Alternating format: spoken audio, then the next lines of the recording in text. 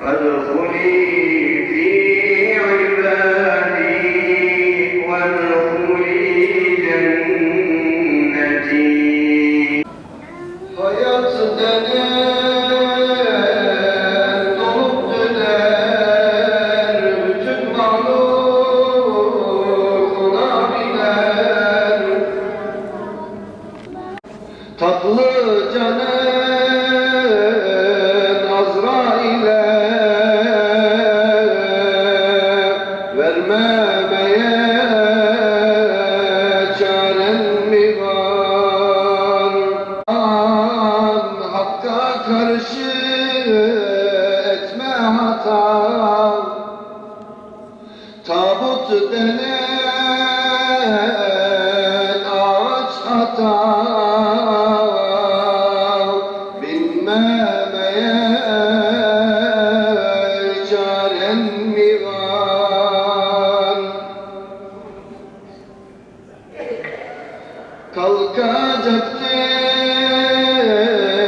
gözden perde, göreceksin yerin nerede.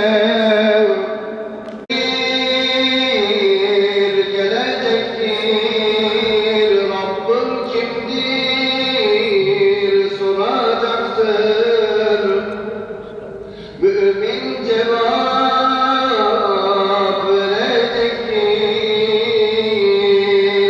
Vermemeye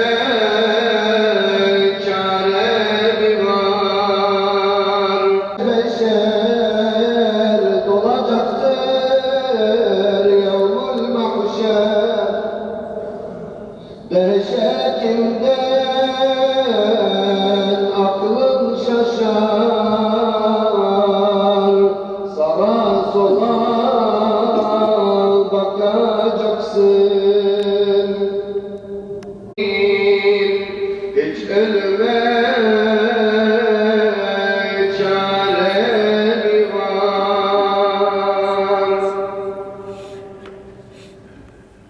Çaresi olmayan, kaçışı olmayan ölüme hazırlıklı olmayı Rabbim cümlemize nasip eylesin.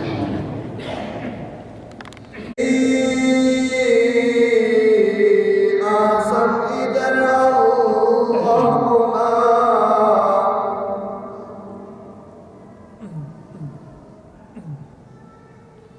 Allah'a